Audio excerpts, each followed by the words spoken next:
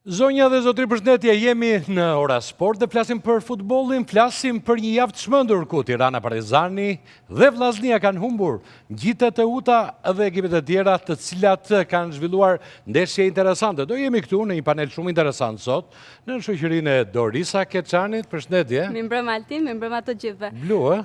Blu. E kuptoj. Edhe ti bukur dukesh. Jo, nuk ka lidhje, mua nuk dua. Në fakt po, një javë mjaft interesante ku këto ekipet të mëdha kanë humbur ndaj këtyre ekipeve të vogla, të cilat Po, ta shqyduran letër, por megjithatë futbolli është bërë shumë interesant në abiznet superiore. Shikojmë pra dhe flasim me të ftuarit, të cilët i kemi këtu në panel. Erand Ibrahimi, drejtori i projekteve në Federatën Shqiptare të Futbollit, mirëmbrëma dhe mirë se erdhët. Eduard Gjupa, trajner futbolli, mirëmbrëma dhe mirë se erdhët. Sajmir Patushi, ish futbollist, trajner futbolli, mirëmbrëma dhe mirë se erdhët në Ora Sport. E mik special i RTV Orës dhe Ora News, sepse shumë kohë kemi qenë bashkë dhe ka qenë kohë të bukura, Sajmir. Faleminderit Sulçe. Jo kohë të bukura, por shumë të bukura. Dajana Ponari, modele, mirëmbrëma dhe mirë se erdhët. Shikoj që shkon shkollë. Vetëm modele e ka fiksim Dorisa, po si tha modelet aty e ka para, shkolla e para. Shkenca politike. Për shkenca politike. Shkenca politike, fantastike fare, suksese. Shkenca politike, modele, do më thënë dy skaje. Po. Engli Hoxha, opinionist sportiv, mirëmbrëma dhe mirë se erdhët. Ka luajtur futboll me disa ekipe. Engli, kënaqësi që të kemi studio. Kënaqësia është ime. Gëzim Sali, kryeredaktor i gazetës Standard. Mirëmbrëma dhe mirë se erdhët në Ora Sport. Kënaqësi. Përshëndetje dhe ndryshe, ta nakatosim mirë, të trasim dhe juve. Ne që merrem me politikën, po. Po pra, sepse... Ne që bëjmë zhurmë shumë studet e tjera. Si e shikoni gazetarin sportive, intensitetin e lajmeve sportive, Gëzim, me që je kryeredaktor dhe gjithë një? Kanë shikueshmëri dhe kanë lexueshmëri. Duke mos ja marrë aspektit politik, padyshim që kanë lajme që janë shumë të rëndësishme nga politika atje, po lajmet e sportit për herë kanë shikueshmëri dhe janë të ndjekur. Për shembull, e bëni dot ju të politikës siç e bëmë me Greqinë, që mbushim një javë rrjedh stadiumin fitoren e 4 shtatorit të famshme, ose duke pritur në aeroport ekipin kombëtar, ose duke festuar. Nuk besoj se ne politikës e disi ngjajmë pak politikanët. Jemi njësoj si politikanët ne. Nuk besoj të jemi aq bashkuar sa ju sport. Prandaj pra. Shiko, do ta fillojmë emisionin komplet ndryshe sepse do shkojmë te java dhe tek rezultatet, por duam të bëjmë një surprizë të vogël edhe e Gëzimit më mbrapa, nuk da them që tani. Shkojmë tek rezultatet e javës. Se si kanë përfunduar këto ndeshje. Po. Okej, ja ku i kemi, java 23, Tirana Teuta ka përfunduar me rezultatin 0-2, Vllaznia Kastrioti 0-1, Erzeni Laçi 1-1, Byli Zegnatja 2-3, Kuksi Partizani 1-0. Shikojmë edhe tabelën e klasifikimit, e cila vijon, Tirana gjendet në vendin e parë me 40 pikë, vijon Partizani me 37 pikë, Vllaznia 35, Egnatja 34, Erzeni 32 pikë, Teuta 31, Laçi 30, Kuksi 28, Bylis 26 pikë, ndërkohë Kastrioti renditet i fundit me 23 pikë. Mirë, ne do shikojmë kronikën e parë, e cila lidhet me ndeshjen, kryendeshjen e javës ku Tirana humbi shtëpi me Teutën në një takim emocionues. Ta ndjekim. Mirë, bëjmë një xhiro të shpejtë me të ftuarit pikërisht për këtë ndeshje. Zhuba. Jo, mendoj ndeshje e vështirë ishte për dyja skuadrat, por kryesorja Teuta mori fitore shumë të vyer, përveç se ngjiti shkallën në tabelën e klasifikimit, po një ndeshje në transfer me skuadrën kryesuese. Mendoj që kjo fitore do t'i vlej Teutës mbas edhe për Kupat e Evropës. Objektivi tani me këto rezultate që ka pas, shumë pragmatiste kohët e fundit, tregon që skuadra ka frymarrjen jashtëzakonisht mirë nga ana psikologjike dhe ajo që është më kryesorja, mendoj që mentaliteti, filozofia e Martinit ditë t'i marrë maksimumin kësaj skuadre. Me që jemi pozicion në federat për marrëdhëniet me jashtë dhe nuk je për këto marrëdhëniet e vendit, gjithmonë më shumë jashtë. Pronësohesh për kampionatin shqiptar apo? Jo, më vjen mirë që është në pikën që është bërë i paparashikueshëm. Do me thënë, nga java në javë të shikon ullje ngritje, që të regon që e para njerë edhe lufta brenda gjithë skuadrave është shumë dinamike. E dyta, edhe tifozerit nuk kanë atë ngopjen me një pritshmëri të saktuar. Do me thënë, në çdo javë ti përjeton emocionet ose do shkosh më poshtë, ose mund pretendosh të shkosh më lart. Si dihet, mund të fitoj çdo skuadër. Emocionet që këto na japin, unë besoj që ne po zhgënjehemi nga java në javë. Po të shikosh nga viti kaluar dhe te ky vit ose te kjo javë, bëjmë një rikthim brava. Unë besoj që vetëm të shikosh njerëzit që janë në stadium, unë besoj që kemi shumë kilometra mbrava. Dhe besoj që nëse me këto ritme do ecim, unë besoj që zhgënjimi do të jetë i madh dhe shkallat nëpër stadiume sulçe ose gara që futbolli ne po na jep, do të jenë vetëm prindër edhe ata që kanë në kushëri apo në një që do të ndeshen me njëri tjetrin. Është problem i madh Sajmir ai, është problem i madh. Statistikat, unë me të vërtet jam zhgënjur te mase. Ngelemi edhe pak të ndeshja që këtë do ta trajtojmë dhe do gjejmë mënyra alternative se si klubet do të joshin njerëzit që të vinë stadiume sepse futbolli s'ka kuptim pa njerëz në stadium. Për vetë faktin çfarë këta prodhojnë. Kur mendon që Tirana do të dalë kampion dhe Teuta është vjen nga mbietesa, është për të ardhur duhet njerëz të tjerë në stadium sepse futbolli është më i bukur. Patjetër, po futbolli është më i bukur. Kur si çdo jetë Tirana Partizani shkojnë plotë dihet. Po vetëm ky ka ngelë, edhe Vllaznia Tirana. Jemi pak të fushë loje Sajmir sepse sot jemi me marsht 5. Kurse fusha lojës, pra çfarë jep Tirana, çfarë jep Durrësi, unë besoj që vetëm Durrësi është e kënaqur se një ekip që pretendon që dal kampion dhe nuk mund dot Durrësin, unë besoj që është gënjim te mase, si për kampin Bardhë Blu. E mira është vetëm për kampin e Teutës. Por futbolli prandaj them unë është një zhgënjim sepse nëse ti do të dalësh kampion, duhet të sillesh si kampion në fushën e blerë. E kuptoj. Je tifoze me Tiranën? Jo, e Teutës. Me Teutën? Po. Jemi mësuar gjithmonë me Tiranën dhe vajta direkt e Tiranën. Me Teutën? Jam gjithë me Tiranën në sulçe. Dakor, ja se është që ka e bukur. Pse je me Teutën? Po, si e lindur në Durrës, vajzë Durrësi, normalisht jam tifoze e Teutës. E kam përjetuar shumë si ndeshje, ishte intensive dhe bukur, po më vjen mirë që po rritemi edhe në kualifikim, kështu që. E shikon kampionatin shqiptar? Po, e shoh. Po kampionatin, çka kampionati ketë preferuar përveç shqiptarit? Botror. Shikon botrorin, kampionatin botror. Me kë je atje? Me Brazilin. Me vetëm Dorisa ti e me Argentinën? Po, jam me Argentinën. Amerika Latine? Ti ku? Komshi jemi. Gzim, si ke marrëdhëniet me kampionatin shqiptar të futbollit? E shoh, e ndjek. Jo ndjekës si rregull pa dyshim si panel, por e ndjek kur ka mundësi, kur shikoj ndeshjet më të rëndësishme. Unë si tifoz realisht jam tifoz i vendit lindjes time, pash kishte sot një ndeshje të rëndësishme Elbasani, nuk e di se deri Elbasani me Pogradecin, po, pa një ndeshje që ishte shumë e rëndësishme për ty në kategorinë e parë me ka pas dhunë. Po, ka pas dhunë. Qofse i kemi planet e dhunës, një sekond, sepse nuk dorim shumë, ka qenë edhe në Elbasan dhe në Gramsh, ka pas dhunë. Mundi nxjerrim vetëm ulim, ju lutem, regjia. Ky është autobusi i Pogradecit, me sa di që është sulmuar.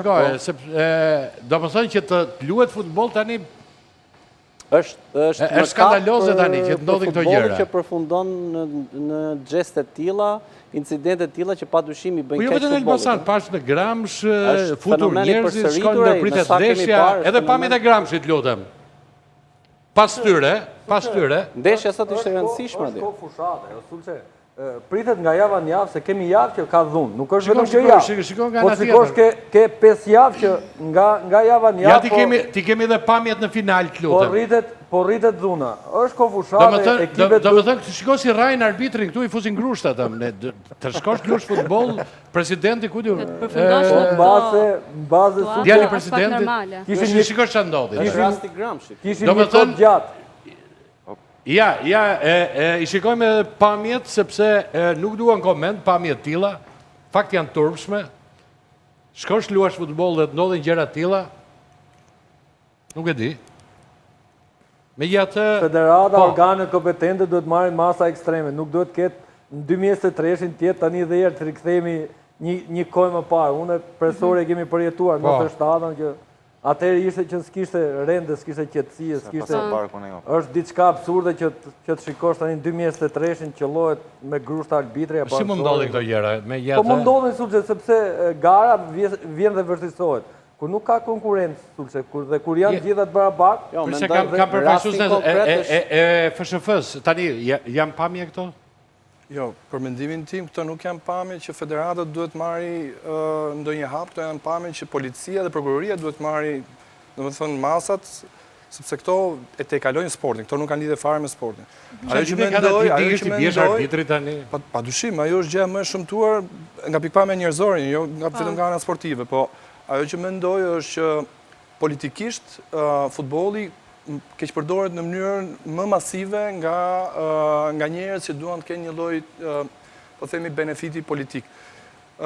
Ata që kanë ndërhyrë në fushë nuk mund të jenë asnjëherë pjesë e botës sportit, në mënyrë absolute. Domethënë, rivali më i egër sportiv nuk do bënte një veprim të tillë dhe nuk do e përçudonte garën. Ka interesat jashtëzakonshme ekonomike janë këtu në këtë vend. Komunitetet vogla, eventi i kryesor i atij komuniteti është kjo ndeshje, padyshim që kanë pastaj edhe formimi i njeriut.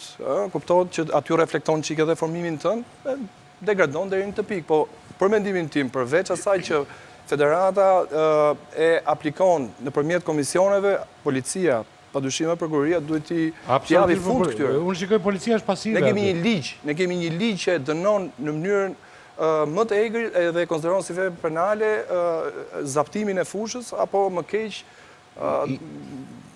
ti zyrtarit në ndeshjes ti cënosh shëndetin. Egli, se e nisëm me dhunën, se ma ktheu skalet të gëzimit gjithë, domethënë. Me që ma qojtë Elbasani dhe bie në njerë radha e gjithë kryeredaktorët shumë, kanë stilat. Sepse lajmi keq gjithmonë shet më shumë, por këto pamje janë të papranueshme në futboll. Absolutisht që po. Mendoj që përveç se federatës dhe organeve kompetente dhe ekipit pritës që është ekipi organizativ që organizon ndeshjen, jam mendimit që këtu duhet ndërhy dhe policia, sepse federata nuk ka se si, federata ka vëzhguesët e vet ku mund të bëjë relacion ose mund të marrë masa mbasi kjo ndeshje ka mbaruar, që është zhvilluar si takim, por që gjatë kësaj periudhe ku goditet arbitri dhe futet në fushë, mendoj që janë organet kompetencet policisë shtetit se sa të federatës. Federata duhet pa masit këtë marrë ndeshje. Një mesazh duhet, janë njerëz cilët kanë familje, kanë vëllezër, motra, fëmijë, dhe shikojnë këto pamje, dhe pastaj duam njerëz që shkojnë në stadium. Absolutisht gjithë ata që mendojnë që bëjnë diçka të tillë, duhet i thrasin logjikës, t'i thrasin ndjenjës, ta duan këtë sport, sepse fundit është vetëm sport. Sporti është bashkoj njerëzit dhe jo t'i ndaj ata, sa i mirë. Diçka të lutem. Kemi një protokoll, unë pakën ti e di më mirë se sa unë nga ana e gazetarisë. Ka një protokoll të federata. Aty të shohësh janë 10 civil. Pjesa më e madhe atyre nuk duhet të jenë fushë. Unë nuk e kuptoj policia çfarë masash mund të marri ose federata çfarë masë mund të marri që këta persona civil nuk duhet të jenë pjesë e atij katrori të gjelbër. Unë nuk e kuptoj si ata mund të futen fushë, sepse në qoftë se çdo kush vetëm ta them diçka. Vetëm të them diçka. Ne po su bëm të përgjegjshëm, asnjë policit nuk na mban dot. Ne vajtëm në Island me ekipin kombëtar dhe atje as kishte kontrolle në stadium, 2 polica ishin gjithë. Këtu ndodh sigur domethënë. Këtë propozim duhet të rregullojmë logjikën dhe kjo ndodh kudo në Ballkan. Po logjika është ekipi që organizon ndeshjen, bashkëpunim me federatën, sulçe, bashkëpunim me policinë e shtetit, bashkëpunim me siguritin, sulçe këto janë gëshëtuar që një pjesë e këtyre civilëve s'do të jenë pra fare aty dhe nuk ka pse më ndodh incidenti. Nëse incidenti do ndodh, sportist arbitrat atë janë organet kompetente. Gzim, se me ty e hapëm ti na e bëre xhiron. Një ndërhyrje të shkurtër për këtë. Unë mendoj se këtu mbi zotëron ligji të fortit, siç ndas shpesh tek politika, Si ishte kjo? Mbi zotëron ligji të fortit, siç ndas shpesh tek politik, sepse ai djali që ka hyrë aty është djali i ish një deputeti dhe padyshim ka forcën për të hyrë aty për mos e majtur as pak policët për ta marrë. Ka hyrë, ka goditur. Nëse ti i njeh dhe mirë këta, i njeh. Jo, i njeh se i trajtoj si lajme. Merren me aspektin pas politik ngjarjes, po gjithsesi është një ngjarje shumtuar për futbollin. Okej, Zhuba për ta mbyllur. Atëherë 2 fjalë. Nga pikpamja ligjore, neni 17 i ligjit për sportit thotë që organizimi i ndeshjes bëhet një javë përpara, merren masat nëpërmjet qeverisë vendore dhe aty nuk ka të bëjë, mendojnë federata, për këtë incident që është, sepse aty do të organizoj vetë qyteti që është brenda, E kuptoj. me njerëzit me drejtuesit me gjitha. Dhe thirrja e policisë aty është bërë mënyrën që është agravuar shumë situata. Por mendoj që edhe vetë ambientet e kushtet e ambienteve që janë aty të fushës, mbase Me këto që ndodhe nuk të lënë të flasësh për futboll, ja të vjedhin kohën dhe të marri vëmendjen. Tani këtu dënoi qyteti, mendoj unë tani. Okej, Egli, pse nuk fitoi Tirana? Pse nuk fitoi Tirana? Unë them drejtën, duke parë dhe humbin e Partizanit në Kukës, isha i bindur që Tirana do ta merrte 3 pikshin me Durrësin, për të shkuar dhe më e qetë dhe Letër. Për shkuar dhe më i qetë dhe pa presion në derbi që e ka ditën e premte me Partizanin, mirë po pash një skuadër Tiranës si mungonte dëshira për të fituar, ose ndoshta Durrësi kishte më tepër dëshirë për ta fituar këtë ndeshje, dhe i mungonte grinta ajo që është e cila që karakterizon fanellën e kësaj skuadre. Është Tiranë më e mirë se vitit kaluar? Ka humbur cilësi Tirana. Me vitin që kaloi? Po, sepse mungon Seferi, mungon Xhixha, mungon Ismail Geci, okej. Tirana ka bërë merkato me 3 mesueshorë të ri, por që edhe ato besoj se duan kohën e vet për të tregu vlerat, kurse si nuk mendoja që Tirana të bënte një paraqitje të tillë në mesin e fushës, ku i humbi të gjitha duelet. Nuk besoja edhe pse për faktin se Teuta vinte me një mungesë të rëndësishme siç është Rando Karabeci që kohët e fundit është kryer lider për skuadrën durrësake, pa i heq meritat dhe vlerat skuadrës durrësake, madje edhe duke komplimentuar për fitoren. Unë do doja të ndalesha pak te goli i parë i Teutës, ku vjen si pasojë një goditje dënimi. Kam qenë në stadium dhe kam parë ndeshjen, kam qenë shumë afër. Për mua nuk ishte faull, po dhe sigurt ishte faull. Mendoj që pamjet janë shumë evidente, mbasi ka goditur topin lojtari të Teutës Vila. Janë 3 lojtarë të Teutës në pozicion jashtëloje, njëri është në pozicion artificial, që është lojtari me numër 10, Lorenzo Vila, dhe është beqa numër 8 dhe numër 24 Marku, që pengojnë komplet pamjen e portierit Bekaj dhe reagon çik me vonesë. Shikojnë çik çato trajneri. Vazhdimësia i viti më parë nuk mund të jetë sepse kemi ndryshime lojtarësh. Mendoj që Teuta na fitoi me top të parë, top 2, por edhe në tranzicion.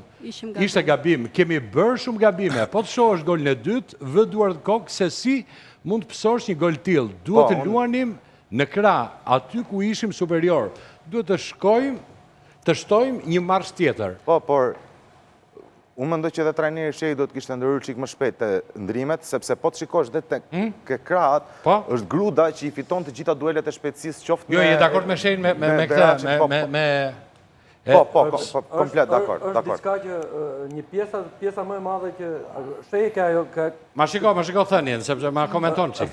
Thënjet fillo... Deklarata nga viti kaluar janë vetëm 2 lojtarë. Dhe me thënë 9 tjerë për ato çfarë përbërën janë larguar.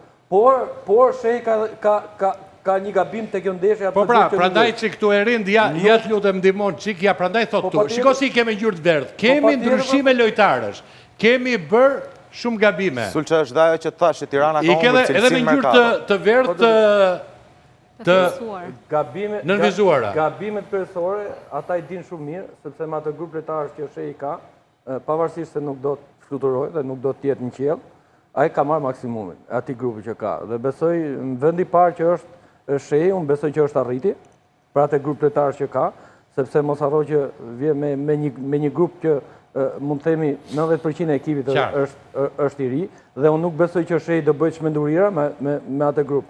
Por mos harrojmë edhe diçka tjetër suçi. Ky nivel që ky kampionat ose ky vit ka, unë besoj që është për të ardhur keq, si ai që del nga kategoria, si Shehi që do të dali kampion, unë besoj që janë barabartë. Okej. Ndjekim tani kronikën e radhës, është ndeshja mes Kukësit dhe Partizanit. E ndjekim dhe jemi këtu në studio. Një super gol nga Gjelbërim Taipi solli fitoren e Kukësit. Zhupa, si e pat këtë ndeshje ju? Jo, mendoj që ishte ekzekutim perfekt, nga një kualitetet zgjidhin situatën dhe dihet që lojtarët kryesorë në këto skuadra marrin përsipër. Dhe këtë ndeshje mori përsipër një lojtar shumë i spikatur i Kukësit. Kurse për sa i përket pasaj pjesës tjetër, unë e shikoj kampionatin që bëhet interesant, sepse duke unë gjitë Kukësit, duke unë gjitë Teuta, duke rivalizuar qoftë Partizanin, qoftë Tiranën, mendoj që gara bëhet akoma më interesante në vazhdimsi. Kurse për sa i përket pasaj pjesëve tjera, mendoj që Partizani do të ishte i kujdesshëm, sepse pati 2 fitore. E më pëlqeu shumë goli Kuksit. Zhupa e di që dihesh keq se je me Partizanin, Jo, nuk di keq, shikoj nga goli ishte fantastik fare. Shikoj, e lexoj në formë tjetër. E kësaj qa, shikoj. Ndreca krosin, devijim, shkon te Taipi, unë besoj që mirita kryesore është e portieri, sepse portieri nëse do qëndronte statik, do e kapte topin. Unë se kam kuptuar sepse është udhur, por portieri është qëtura e zonës. Dhe po ta shikosh, portieri është njët me shtyllën pingullje, dhe besoj që e ka mëse afër topin që ta... Dakor, ju jeni specialistë, ju e dini ato, po.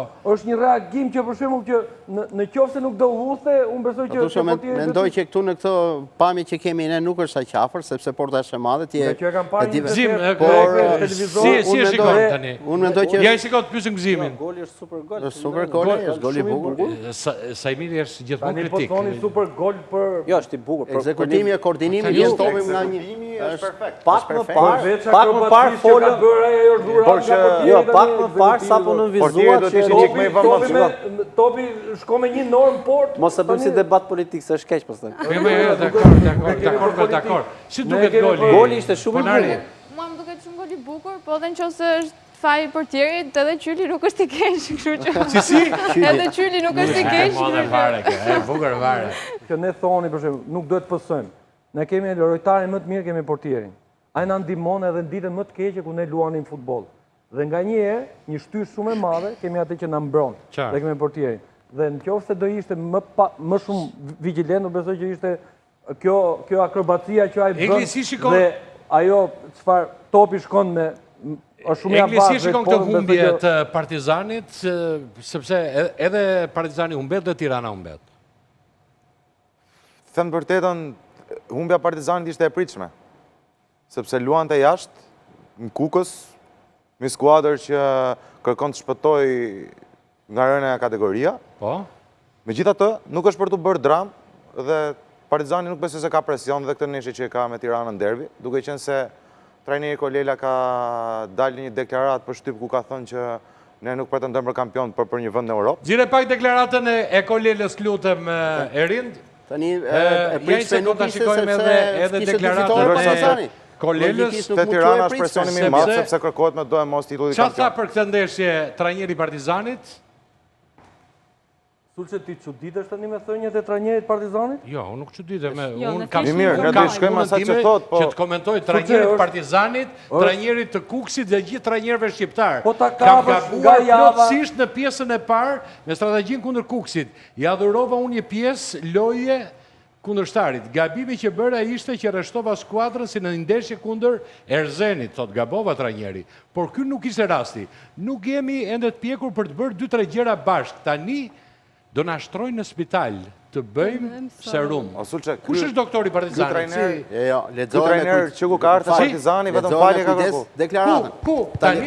Tani ai thot 2-3 gjëra bashkë. Një minutë, ja shikoj këtu. Jo, ti jemi korrekt këtë deklaratë. Ore, ti je korrekt, zotëri. Tani do na shtrojnë në spital të bëjmë serum. Çfarë thot kjo? Po 2-3 gjëra bashkë do thotë që unë fitova 2 ndeshje. Nuk do të zgjedhësh ti, unë do të zgjedh këtë. Unë lexoj deklarata. Ka të gjithë njerëzit që shikojnë në final. Shikoj çfarë thot në fund fare. Tani do na shtrojnë në spital dhe do na bëjnë serum. Po mirë, më kanë pikpamjen. Ore, nuk e di çfarë pikpamje, unë ja panelit të shikoj, di unë nuk e di çfarë pikpamje ka. Trajneri Partizanit. Nuk e di çfarë pikpamje ka trajneri. Tani kush është spital? Trajneri apo Partizani? Trajneri nuk është era parë që bën këto deklarata. Kush do t'i bëj serumin? Kush do të bëj serumin? Me Tiranën do jetë ndeshja, edhe marrë puna. Serumin Asani, ditën e premte. Po shpëtonë se do ta bëj. Do bëjnë ato të reklamës. Ikëm. Okej, shkojmë për pak publicitet. Në kulm të debatit ma hoqë. Dhe rikthehemi sërish në studio. Mos u largoni. Jemi kthyer këtu dhe është debati vazhdon edhe në reklama ishte deklarata e Kolelës e cila sërish i ka vënë zjarr, shuhet për deklaratat e tij. Njëherë thotë jemi jashtë titullit kampion. Ta çoj deri në fund me çikën. Ordro. Atëherë, ai thot me drejt që thot nuk bëjmë do 2-3 gjëra bashkë. Domethënë fitoi 2 ndeshje dhe mbas ndeshja 3 skuadra u sfumua dhe e merr përsipër gabimin.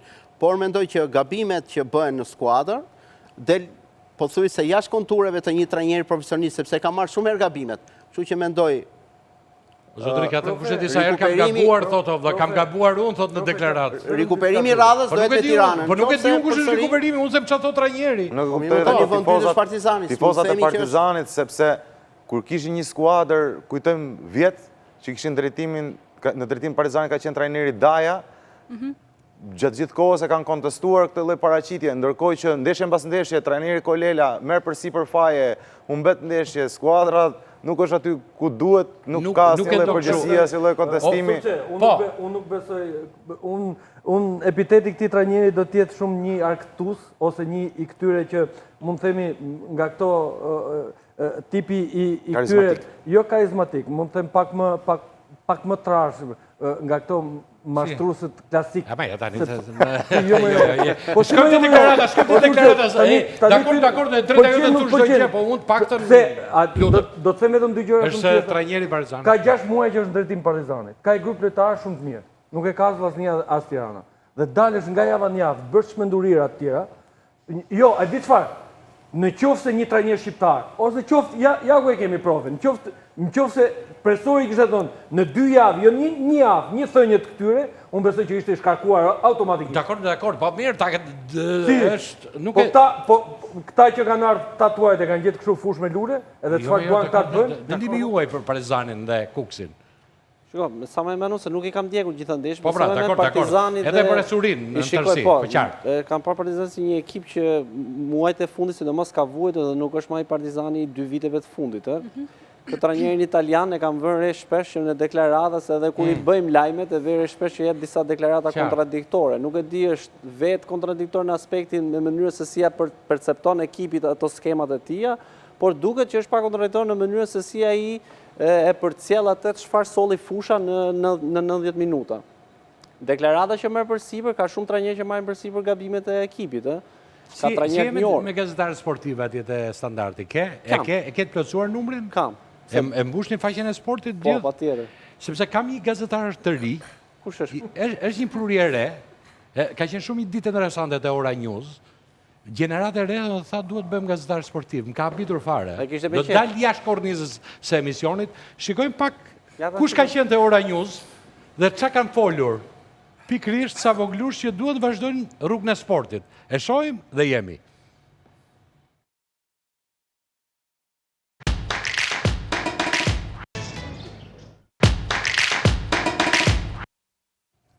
Faleminderit Amli, ti që na dhe momente emocionuese pikërisht duke na informuar dhe për sportin, brezi ri, gjeneratë e re.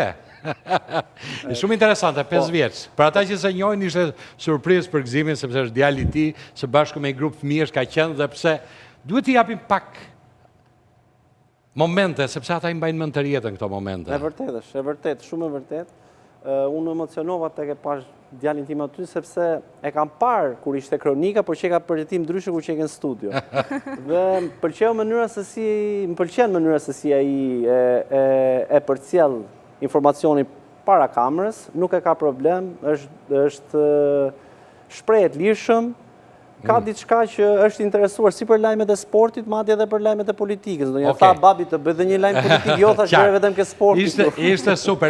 Ne do të ndryshojmë temë, do të ndryshojmë atmosferë sepse ligji i sponsorizimeve në futboll është një dhimbje koke Erand Ibrahimi sepse e diskutojnë gjithandej Kosova, vendet tjera po arktojnë shumë nga ligji i sponsorizimeve, ne jo.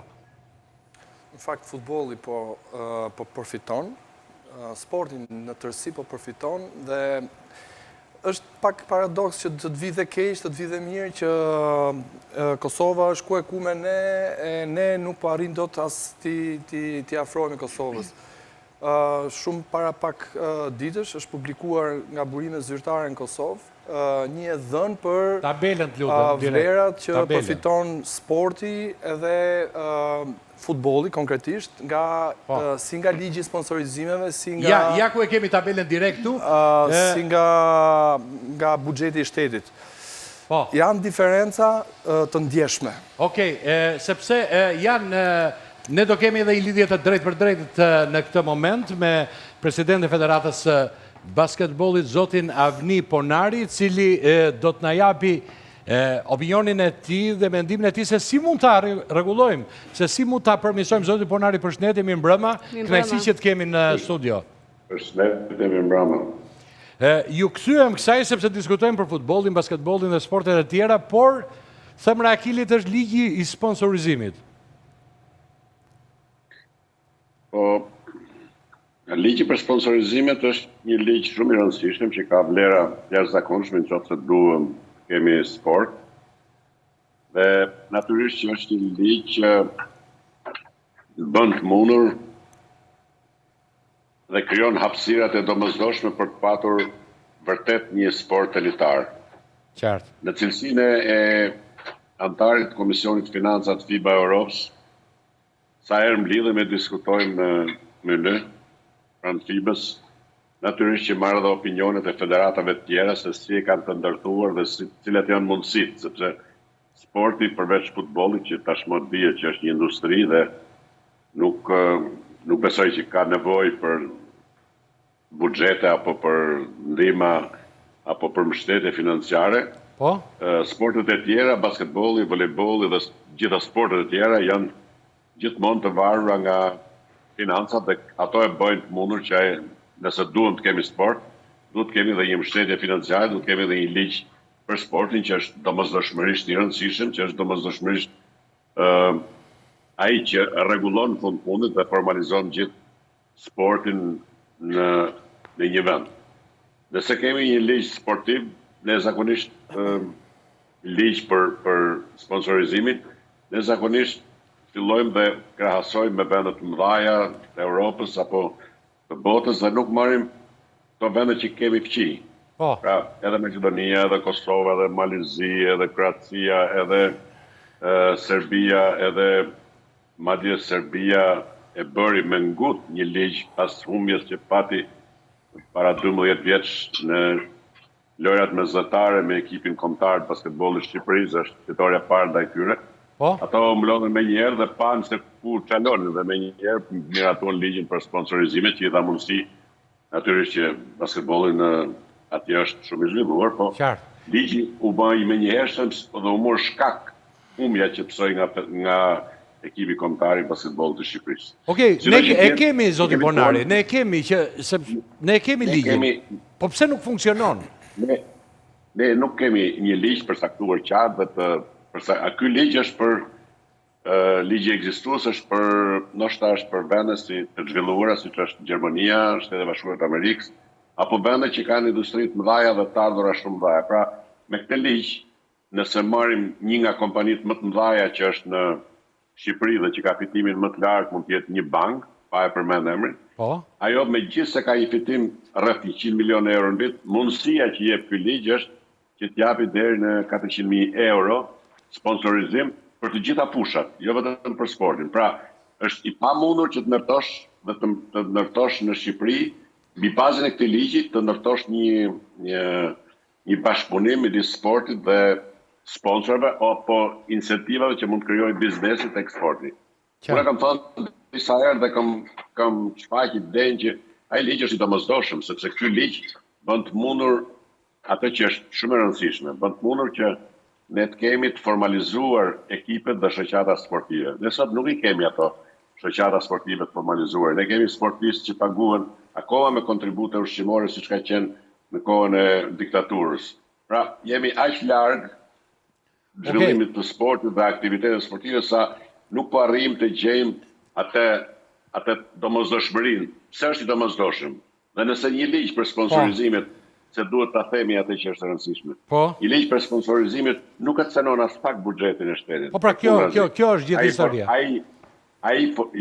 Ai formalizon sportin dhe ato para duke qenë se shkojnë në kompani të cilat janë ndërmarrje sportive, do thoja, atëherë do kemi kthimin mbrapsht, sepse të gjithë pjesa 50% e tyre do kthehen më njëherë si kontribute për sigurimin shoqërore, taksa e tjera. Pra kemi njëjtin funksion në fundit dhe kemi njëjtin mesazh, vetëm se krijohet një hapësirë që çdo biznes apo çdo shoqat sportive apo ekip sportiv të gjejë mundësitë e sponsorizimit dhe kjo përcaktohet. Okej, po pse nuk e bëjnë zoti Ponari? Pse nuk e bëjnë? Sepse nuk e bojnë është pyetje shumë e vështirë, sepse nuk e kam unë tagrin që të përgjigjem. Por do thoja që sepse kemi një tabel tu që na ndihmon, zoti Ponari. Thonë tabela tjetër e rinë, lutem, ja dhe basketbolli 3.271.000 që ka arktuar nga sponsorizimi për vitin 2022 në Kosovë. Unë kam një ekip që mban emrin e Sigal Prishtinës në basketbol. Dhe ky ekip unë jap një sasi të caktuar parash, po këto para që jap natyrisht jap për shkak të incentivave që unë kam në Kosovë, në biznesin që kam atje. Dhe e gjithë kjo para është një incentiv që buron nga ky tatim, domethënë nga ky 30% i tatimit me fitimin që mund shkojë ke sporti apo në investim tjetër. Pavarësisht se ky fitim mund të jetë i madh, mund të jetë i vogël, por ajo që duhet thënë dhe që duhet theksuar është që përcaktimi ose ndërtimi i një ligji të tillë do bëjë një rritje të jashtëzakonshme të sporteve, të gjithë kategorive të sporteve, sepse të gjitha bizneset, unë jam i bindur që do të dëshironin që të ishin pjesëmarrësa dhe suportuese të sporteve. Dhe ne do të kishim në mënyrë të menjëhershme një zhvillim të jashtëzakonshëm dhe do kishim një ndërtim të jashtëzakonshëm të ekipeve elitare. Ne sot vazhdojmë me basketbollin deri te mosha 18-20 vjeçare. Dhe pas kësaj moshe bie interesi basketbollit. Mbase jeni të kënaqur me grantin që keni marrë dhe nuk bëhet ligji. Nuk themi, tani granti është një shifër, nëse Sigal Prishtina ka buxhetin rreth 1 milion disa euro në vit, Federata Shqiptare e Basketbollit e ka rreth 120.000 euro. Pra, çfarë do bëni me atë buxhet? Ai është buxhet minimal. As nuk merret në konsiderat fare, por ajo që është themelore... Arbitrat i pagoni do të për gjithë sezonin me atë buxhet paktën? Po, kjo në përgjithësi shkon për arbitrat dhe asgjë më tepër. Ne shpresonim që ky buxhet i këtij viti, në mungesën e asaj, mungesën e sponsorizimit të kishte dhe Liga Unike të ishte e përfshirë në këtë buxhet, po ajo përsëri nuk ju dha. Në kundërt, Kosova jep rreth 500.000 euro Ligës Unike në Kosovë, pra ekipeve pjesëmarrëse. Sa Shqipëria, jo vetëm që nuk i jep jo, po për kundazi... Zoti Ponari, kemi këtë tabel që thot, po, më falë, që t'jemi dhe pak bashkë. 9.1 milion euro, zero në Kosovë sponsorizime për vitin 2022, asnjë në Shqipëri. Tani, të gjithë flasin për këtë, si mund të gjejmë një formulë dhe ta bëjmë si Kosova, që dhe sporti jonë të marrë oksigjen, dhe ekipet tona të stërviten, nxjerrim basketbol të rrisim nivelin. Si mund ta bëjmë? Se flasim gjithmonë ta bëjmë, po si mund ta bëjmë? Ky është vendim politik. Pra, duke qenë vendim politik është pra vetëm jo, askush nuk e gëzon të drejtë që ta bëj përveç se politikës e Parlamentit Shqiptar, qeveria që është ajo që Okej, dakord, por ama sporti mundet që ta kërkoj, të gjej formule se si ta kërkoj, të shkoj deri atje, shkoj te veshi politikës. Një koment, Eran, po, Eran Ibrahimi, një koment. Do më thënë, ajo që tha zoti Ponari është shumë e vërtetë dhe unë me shumë mirë kuptim do merja edhe shembullin e vetë zotris i cili është nga sponsorat më tradicional dhe më të vjetër Federatës Shqiptare të Futbollit, por pjesën e sponsorizimit e ka transferuar në Kosovë. Dhe arsyeja është thjesht sepse atje ka gjetur një treg, një ambient shumë dashamirë, shumë miqësor dhe shumë me incentiv për veten e vet. Ka interes për atë që bën. E njëjta gjë mund të ndodhte në Shqipëri, ju bët pyetjen pse nuk po ndodh, cila është, domethënë, ajo zgjidhja. E para punës njerë, e gjithë gjëja është vullneti mirëfill politik, po për te vullnetit politik është një strategji e cila duhet ndërtuar në themele shumë të qëndosha shtetërore. Pra, ne sot jemi në dashamirësinë dhe mirëkuptimin e ministres, por nesër mund të vijë një ministre që nuk e ka sportin as pak në fokusin e politikave të saj. Dhe prandaj ne si federat kemi bërë përveç se lobimit që ligji sponsorizimit mos ngelet një ligj që është po aq i vjetër sa vetë futbolli, shekullor, të kemi dhe modele të cilat funksionojnë si në Kosovë, si në Maqedoni, nuk po flasë për vëndet të tjera që kanë incentivim shumë të prekshëm. Pra, futbolli merr oksigjen dhe merr fonde. Qartë. Zhuba, po. Jam dakord me logjikën. Ligji sponsorizimi është bërë që në vitin 2006 mos gaboj, 94 është baza. Po, dhe ajo që është më kryesorja, ka dhe disa pika në nenet e ndryshme, ku thot sponsorizimi bëhet vetëm për fanelën, ose për disa të ardhurat, cilat janë modeste. Kurse për sa i përket këtij ligji që shumë 1 miliard du ta kalojnë. Pa përfillshme, do të them, po sot themeli i ngërçit është që çdo sponsorizim duhet vijë nga shpenzimet e tua si subjekt, ndërkohë që në Kosovë apo në vende të tjera vjen nga pjesa që hiqet nga tatimi mbi fitimin. Pra ti ke një incentiv që ti t'japësh ca pak, domethënë ca. Po ti biesh me sigurime shoqërore, tha Ponari, tha del më në fund. Edhe rasti që dha zoti Ponari, në fakt është rast me një magnitudë shumë të madhe, se ti ke në Fier, në Durrës, në shumë qytete ti ke kompani, subjekte që mund t'japin fonde, që mund t'japin 500, por nuk japin dot më shumë se 2000 euro. Është frikshëm. Po. Kush është ky zëri i fortë? Po të bëj një thjesht një pyetje. Ju jeni pjesë e federatës, ju mbarbarin sportin, sidomos futbolli. Kush është ky zëri i fortë që duhet të çojë këtë zë te ministri ose te kryeministri? Atëherë nga ana e organizimit të gjës, e para një duhet të jetë vertikalisht nga lart poshtë, pra duhet të jetë ministria, po e heqim këtë. Ne kemi organizuar tryeza trumbullakta dhe kanë qenë me parinë e kamerave, domethënë prezenca kryeministrit, ministrit financave, ministrit arsimit asaj kohe, domethënë kanë qenë shumë iniciative që i kemi ndërmarrë ne bashkë me federatat e tjera, pavarësisht se sa të fuqishme mund të jenë federatat e tjera nga pikpamja e lobimit, po ato janë pa shëndësishme për pjesën e sportit në themel. Se tani është për ta të keq. E se kemi zotin Ponari, lutem, se kemi direkt në këtë lidhje për të folur për sponsorizimet, për gjetur formulën se si ne të paktën t'i afrohemi Kosovës, të bëjnë të njëjtën gjë që bëjnë ata. Nuk mund ta bëjmë dot ne. Po zoti Ponari. E thash edhe më përpara që themeli i ndërtimit të ligjit është janë vendime politike që merren, por politika duhet ta kuptojë që ky sponsorizim është mjaft i rëndësishëm. Ka vende si Hungaria që jo vetëm 30% apo 40%, po 100% e tatimit me fitimin i shkon disa federatave, siç është futbolli, basketbolli, volejbolli, handbolli, edhe disa federata të tjera. Pra dhe është justifikueshme pagesa që ndodh në si tatim mbi fitimin.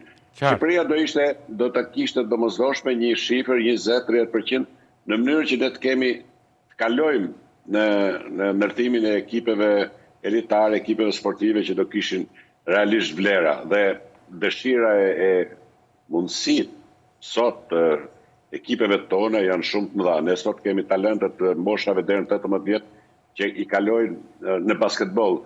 Qoftë femra, qoftë meshkuj. Dhe meshkujt pothuajse 16-18 vjeçar apo 20 vjeçar, rreth 30% e tyre kalojnë 2 metra, kur më përpara ne nuk kemi patur lojtarë sa natyre. Por në moshën 20 vjeçare ata humbin nga pjesëmarrjet në ekipe, sepse nuk shikojnë asnjë lloj interesi që të jenë pjesë e ekipeve të basketbollit, dhe për këtë arsye ka dhe prurje nga jashtë, të cilat merren me vlera me një kosto mjaft të ulët nga ekipet e basketbollit dhe shoqatat sportive të basketbollit. Zoti Ponari, ke shpresë që do ta bëjmë këtë ligj që të shpëtojë sportin tërësi dhe basketbolli juaj? Shiko, një ditë do bëhet, sepse nëse do shkojmë në Europë, ka ca rregulla, ca kritere të përcaktuara qartë që çdo vend, në 3.000 banorë do të ketë një pallat sporti, mundësitë për sponsorizime, për zhvillime etj, natyrisht që do vinë. Problemi është sot çfarë do bëjmë, sepse nëse ne shkojmë duke zvogluar rolin dhe duke e hequr dëshirën e ndërtimit të ekipeve elitare, do humbasim talente të jashtëzakonshme. Sot ne kemi lojtar basketbollist të shkëlqyer që luajnë me ekipin kombëtar turqis, i cili ka qenë thjesht një lojtar që është marrë nga ekipet tona në moshën 16-17 vjeçare, dhe sot është një talent i cili po kërkohet nga NBA. Nuk është se ne na mungojnë talent, ne na mungojnë tani na mungon mbështetja financiare dhe ndërtimi i kësaj mbështetje afatgjatë. Nëse kemi këtë mbështetje financiare dhe këtë ndërtim afatgjatë. Të bëjmë një pyetje. Është sporti në tërësi unanim për ligjin e sponsorizimeve, kur flas federatat respektive, Komiteti Olimpik, gjithë me radhë, që të bëhen gjithë bashkë dhe të kërkojnë një qeveri? Absolutisht janë gjitha federatat të këtij mendimi, sepse nuk ka rrugë tjetër, nuk ka zgjidhje tjetër. Vetëm zgjidhja është kjo, sepse kjo zgjidhje është në gjithë Europën, është në gjithë botën. Nëse nuk bëhet kjo, natyrisht që do ketë shumë zvarritje, do marrim sporte me zvarritje. Dhe interesi do të jetë i vogël, pra do të kemi një sport çalaman, kuptimin e vërtet fjalës, nuk do kemi sport elitar. Ne duam të ndërtojmë sport elitare dhe duam që të kemi ekipe elitare, duhet të jemi dijitos për bashkimin me jemi keq me po. Një pyetje kisha vetëm. Nëse gjithë presidentët, duke marrë dhe presidentin e basketbollit, presidentin e FSHF-s, të gjithë bojkotojnë, çfarë ndodh? U bën bojkotime dhe rierdhën prapë. Është bërë. Si? U bë një masë tjetër. U bë edhe prapë. Po, zoti Bonari. Nuk është ky mekanizmi mendoj unë për të arritur atë që duhet të arrijnë. Kjo është një mbështetje dhe një dëshirë, do thoja, të cilën edhe kryeministri Rama në 2-3 takime që kemi qenë ka qenë plotësisht dakord për ta bërë. Por është që pengesat e ndërmjetme, pengesat e ndërmjetjet të digastereve të veçanta, të cilat e justifikojnë dhe krijojnë lloj-lloj problematikash të cilët e paraqesin në qeveri, e paraqesin si një devijim i derdhjes të parave në buxhet, si një devijim i përpiqen që të ruajnë. Më duket që ka dhe shkopa në rrota, se kur duan të frimosin një vendim në mënyrë të vetëtimit, ndodhin gjitha me ta.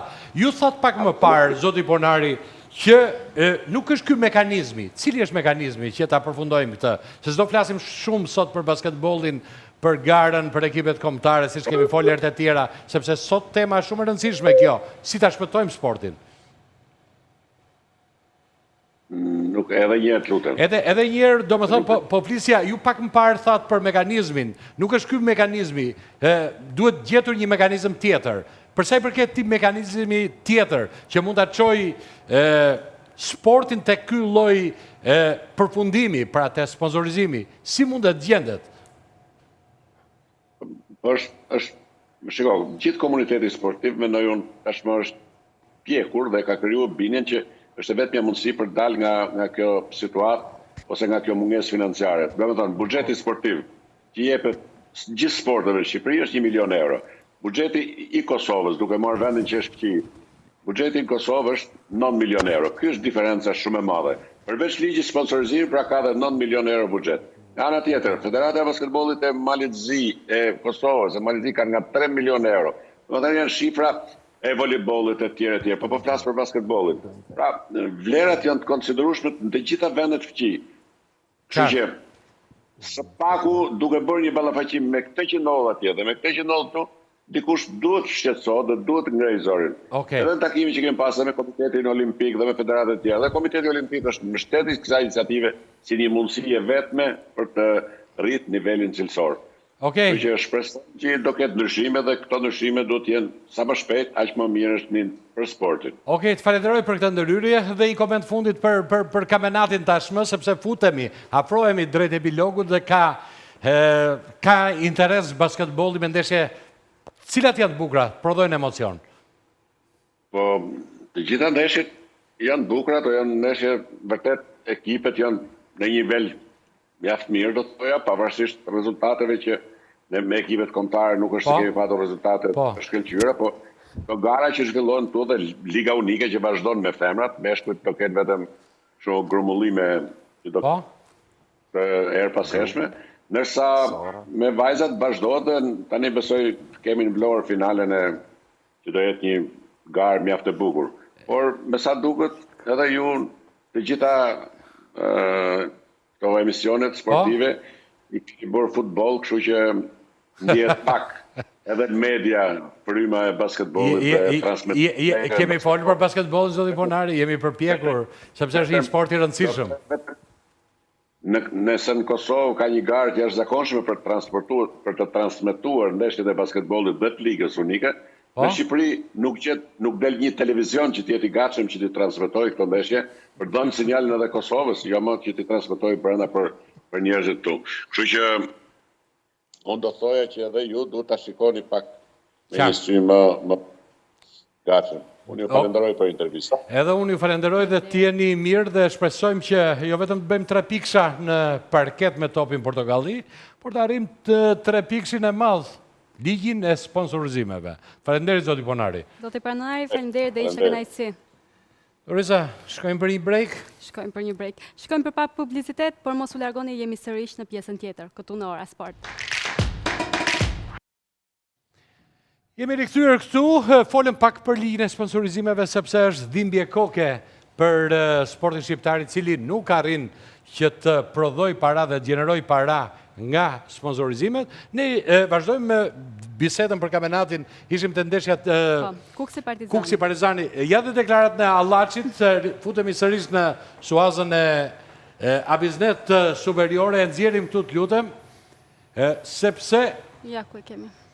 Kemi punuar shumë në mbrojtje, se kishim probleme, tani mendoj që jemi solid. U ka bërë kritika lojtarëve sepse nuk duhet luajmë me top gjatë, por me pasime e kemi bërë mirë deri diku. E kishim studiuar Partizanin, e dinim që do të luanin me 4 në qendër dhe kishim marrë masat me Peposhin dhe Bashën. Kjo fitore na ndihmon në aspektin psikologjik, por hapin e madh cilësor nuk e kemi bërë akoma. Nuk e kemi bërë akoma. Egli, mi jep një koment për Kuksin. Koment për Kuksin, po lexoja... Edhe për deklaratën? Normal, po lexoja me vëmendje këtë deklaratën që e kemi studiuar Partizanin. Po, shikoj që këse shumë interesante. Nuk mendoj se Kuksi tash është në një nivel ku ka shumë kohë për të studiuar, ose sepse nëse do kishte këtë, do ta kishte bërë që nga fillimi i kampionatit. Sepse dhe vetë Lila tha bëra gabim, luta si me Erzenin.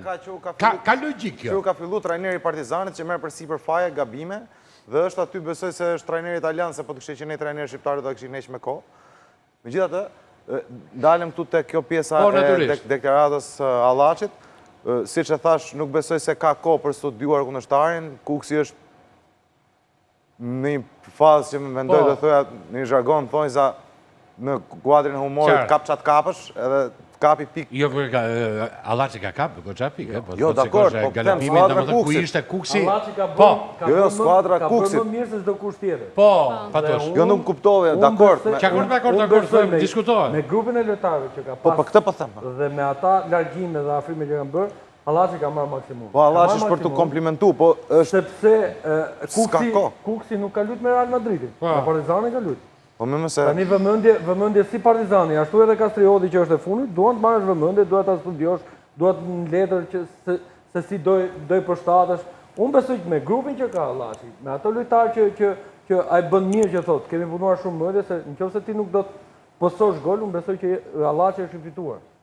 Se po të mbledhësh pikët që ka marrë Allaçi me 3 trajnerë që ka larguar Kuksi, besoj që Allaçi me pikët që ka duhet të ishte në vend të parë, kampion. Dajana, si duken këto diskutime aty për këto kampionatin shqiptar? Mua si rezultat mu duke i pritshëm. Po? Por... Më shumë shikon kombëtaren, shqiptare, e ndjek? Jo të gjitha, ata që skuadra që më interesojnë. Për shumë Broja t'intereson? Po. Qa lojtari është? është dëmtuar, si duket? Po është lojtari i lezetshëm se... Po nga lojtarë ndërkombëtar, për shembull, nga këta... që shikon kampionatin botror, kush të... Neymari, që është dhe Brazili. Neymari? Se prisje nga ty Neymari? Prisja gjetje tjetër. Neymari ke qef, ha? Jo Cristianon? Jo Cristianon. Neymari, Mbappeja. Mbappe? Po. Cristiano, edhe Messi është shumë lojtari mirë. Modeling bën këtu, ku është, si është tani? Ti je gjithë përfaqëson... Unë kam qenë Miss Durrësi 2019. Miss Durrësi? Po. Më pas jam marrë me sfilada të ndryshme edhe photoshooting më tepër. Mos na bësh në reklam futbolli me këta Neymar me lojtarët e mëdhenj. Se Neymar vetëm shkruan në Instagram, është. Ja, shikojmë çik po si qeka kjo, qeka e bukur kjo. Bëjmë pak break, ta shikojmë çik. Ti je këtu? Unë. Jo, s'm dukesh. Fantastike fare. Dorisa, çfarë mendimi ke futur çik te fusha jote? Në fakt edhe pak më para fola me Dajanën dhe po e studioja në rrjetet sociale. Ti pas ke studiu si Allaçi dhe ti. Edhe unë si Allaçi Partizanin. Shikojnë çik, apo çik Dorisa ti lëm pak kohë Dajanës sepse këto që kanë shumë foto interesante. Kemi pak në final këto foto. Po problemi që ka që pëlqej ka Neymarin, ti je me Messin. keni që Me kontradikt. skuadrën. Si? Me skuadrën. Në skuadrë për dy kombëtare. No, dakor. Po të dy nga Parisi. Ja dëgjojmë që këta ipin se që ka bërë me golin me Rafishat, Gjelbrim Taipi, cili shënoj për mua një ndër golat më të bukur të kampionatit. Gjelbrim, përshëndetje, mirëmbrëma. Mirëmbrëma, Gjelbrim. Përshëndetje. Gjelbrim, si e realizove në atë moment të dha fraksioni sekundës që the do i bik shumë e këthes me Rafishat? Po, normalisht ishte çështje e momentit, ishte instikti, nuk është se ka qenë goli i parë që kam bërë në këtë lloj mënyre, kam shënuar gjithashtu edhe në ndeshjen kundër Ignatiës në fushën e Kastriotit, kështu që nuk është se më erdhi në moment, por janë golet të cilët i provoj dhe në stërvitje. E, i provon pra, po dakor, ja shikojmë dhe njerë golin, ta shijojmë, po dhe Ndreca, në fakt, bëri kamarierin aty, erdi me tabaka në dorë erdi Ndreca, Asisti i Ndrecës ishte i përkryer. Shiko, edhe njerë Ndreca këtu e ka qarë gjithë krosimin, edhe ty të kartë të Salakja, Po, te Salakja, po. Te këmba jote dhe e ke quar. Po, shumë e vërtetë. Do të thonë krosimi ishte mirë e përkryer edhe gjithashtu. Okej, faleminderit që na dhuroni momentet bukura në kampionatin ton, por ishte vështirë një fitore e tillë me Partizanin? Po, normalisht skuadra e Partizanit është një ndër pretendentët kryesore për titull këtë edicion dhe normalisht ishte një ndeshje shumë e vështirë, mirë po tani kur është dëshira e madhe e gjithë futbollistëve për ta treguar se duke ditur se dhe jemi në pozitat poshtë të tabelës dhe humbja me Durrësin na rëndoi pak si shumë, mirë po kur ka grind në ekip, kur ka dëshirë dhe në fund normalisht se do i marrësh tre. Se kishit më para këtë grind ju? Jo, nuk është se kishim edhe më përpara këtë grind, ishte grinda e njëjtë, mirë po kishte më përpara, si ta them, nuk kishme një ekip i konsoliduar, duke u nisur nga mbrojtësit e deri tek sulmi, nganjëherë bëshim gabime të cilët na ndëshkoshin, kurse tani statistikat po flasin, mbrojtja është konsoliduar shumë mirë, mes fusha, sulmi po funksionon mirë, shumë të mirë dhe normalisht Na thuj çik sekretin tani, qa pini atje, çaj mali apo boronic, qa keni? Jo, më tepër pinë boronic. Qa ju bërë në Allaçi, se ju ka ndryshuar metamorfozë totale gjithë ekipit? Po, është e vërtet, sepse ka ndryshuar i gjithë ekipi, më tepër profesor Allaçi po punon së bashku me profesor Shametin në fazën defensive, duke pas parasysh se aty kemi pasur më tepër probleme. Tani në fazën e mbrojtjes jemi konsoliduar shumë, edhe ashtu edhe me mesfushën, të cilët çdo herë kur vazhdojnë kundër sulmet në anën tonë, dy mesfushorë si Shqiptini edhe Abduja kthehen në fazë mbrojtje, bëhemi me 6 mbrojtëse dhe kjo është ajo arsye. Më duket tani bëni më shumë kilometra duke u kthyer pak më mbrapa, duke ruajtur repartin defensiv? Po, kjo është edhe çelësi i suksesit, të cilët i kemi punuar edhe në stërvitje, duke vrapuar më tepër dhe duke ruajtur më tepër anën defensive, të cilët mos pusojmë gola dhe po del me sukses. Qa vendi do renditet Kuksi në fund të kampionatit? Qa vendi do renditet është Po pyetje normale, se përgjigjen e këti, pyetjen e kam unë. Po, normalisht, instinkti jem më thotë se do renditemi në 4 pozitat e parë. Si? E të lutem? Instinkti im më tregon se do renditim në 4 pozicionet e parë. Po kupën e keni prioritet se luani me Teutën këtë? Po normalisht, aty janë shanset më të mëdha që jemi afër Evropës, shpresoj që të na ecën mbar ditën e mërkurë, gjithashtu kemi edhe ndeshjen e Krimit. Normalisht prioriteti më i madh tani është kupa. Gjelbrim, sa vëllezër jeni dhe motra? Jo, vetëm një vllak. Një vllak, do të thotë të dy futbollistë, Të dy futbollistë. Thashë mos kishte edhe të tjerë dhe lunin, prandaj të pyeta. Jo, s'kem. Fantastike, 100% domethënë. Po, 100%. Në njëjtin ekip fantastike fare. Sa do rish Shqipëri? Kampionat shqiptar. Ta themi drejtën, nuk është se e kam menduar, kam edhe një vit kontratë me ekipin e Kuksit. Tani se ke menduar, këtë ke mendu mirë ti? Në një ofertë, në një gjë ke mendu? Nuk është momenti që të flasim për gjëra individuale. Për shembull, kur është gjithë si në stadium, se pash presidentin aty, është më mirë ekipi, fiton? Kur është më pranë? Sepse kohët e fundit nuk ka qenë shumë pranë këtë sezon. e ndjen ekipi atë mbështetjen, e ndjen atë ngrohtësinë kur është presidenti afër dhe deri tani në gjitha ndeshjet që si ka qenë në Kuks, si me ndeshjen me Laçin, si ndeshjen me Tiranën.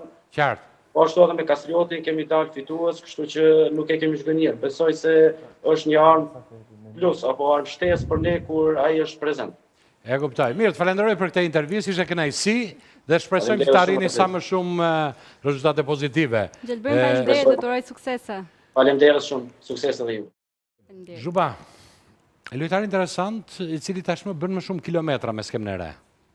Jo, i foli drejt, sa që ne tani kemi filluar që t'jemi më të konsoliduar për sa i përket vendosjes në repartin e mbrojtjes. Mbase respektivisht qoftë Allaçi, qoftë edhe asistenti janë lojtarë që ka luajtur në këtë pozicion dhe kanë vendosur skuadrën më mirë. Kurse pjesa tjetër, atë që tha dhe Patushi, Allaçi ju ka marrë maksimumin, mbase trajneri aty vlerësohet ke pjesa e marrjes, sidomos në ndeshje, ka qenë më i kujdesshëm. Allaçi është një djalë i cili komunikon mirë me grupin dhe ka pas rezultate të mira. Mendoj që mbase hera e fundit që Allaçi drejton këtë skuadër, duhet të jetë akoma më kompetent dhe ta vazhdoj punën, sepse herët e tjera ka shkuar, ka lëvizur. Për pjesën tjetër pasaj të repartit të sulmit, mendoj që goli ishte jashtëzakonisht i mirë nga ana. Më hap debati se s'kemi keq me minuta gati. Është gati. Jo, do të them sepse tani pamin që e pam më në qendër. Dakor tani se shkojmë te kronika tjetër më mirë, te ndeshja tjetër. Ishte përmbledhja e Vllaznisë dhe Kastriotit. Shohim rezultatin se me çfarë kanë përfunduar këto dy ndeshje. Mirë, Gjupa, si tu duk ndeshja mes Vllaznisë dhe Kastriotit? Ja, unë prisja që të fitonte Vllaznia, megjithatë Kastrioti bëri një hap shumë të rëndësishëm, sepse fitoi një ndeshje që përsëri e man ngar, sepse nuk ka marruar asgjë. Dhe mendoj që ndryshe dhe anën psikologjike ke skuadra brenda.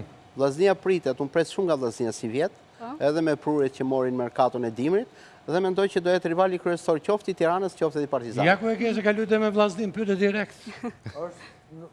Sulçe. Ja se e ke këtu, direkt. E kam parë më së miri lojnë, mund të them vetëm dy gjëra. Është për ta të keq Sulçe, sepse nëse do të shikosh si Vllaznin, ashtu edhe Partizanin, unë besoj që këto kanë dy kontingjente lojtarësh që kanë edhe stol rezervash. Tani nëse këta dy trajnerë, si Mireli ashtu edhe Kolera, nuk arrin që këtyre grupit lojtarëve të marrësh më të mirën, ose ashtu si Mireli që unë kam pas një pjesë mirë trajnerë, pa dashur Kolela e ka marrë rrugën, nuk është... Këta... Nuk kuptova, që kishe me Kolelën? E ka marrë rrugën. Qa rrugën ka marrë? E ka marrë rrugën për me ikë vetë, Sulçe. O zotërisht, të trajnjeri Partizanit, ka nga të zore këtë të kaj? Sulçe, disi janë këto trajnjerët e huaj kur vinë? Si janë? Janë vetëm me letra, Sulçe. Kur mbarojnë hallat e të firmosmes, pastaj Sulçe këta bëjnë çfarë duan vetë, tonë çfarë duan vetë. Qa mendimi ke për... E kuptoj. Kemi pasazh të Partizanit. Ne luajtëm Kastriotit në mënyrën që ja ku na ke hajde, më marko, kemi probleme në mënyrën se si duhet sulmojmë. Lojtarët e mesit fushës dhe gjendja jo e mirë e Latifit bëri që të mos kishim organizime të mirë të lojës.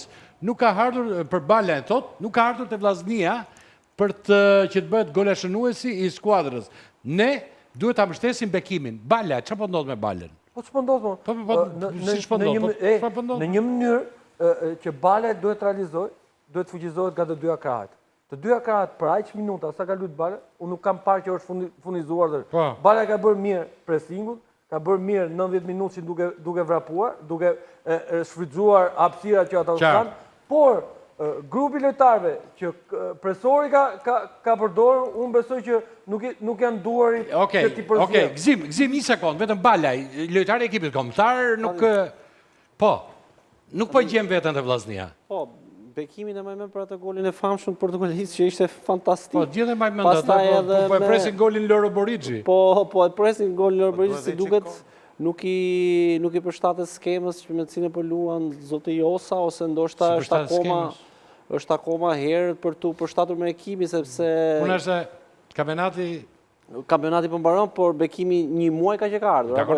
Dakor. Nuk ka shumë, kështu që duhet pak përshtatet, sepse ai është sulmues që ka luajtur jashtë edhe nuk i përshtatet direkt skemave. Në përgjithësi mu duk shumë, domethënë jo e pritshme, se duke marrë parasysh që u luajt në shtëpi, si thua, në Vllaznia, dhe Po ta marrësh... Qa lojtari është Bale? Qa mendimi ke për...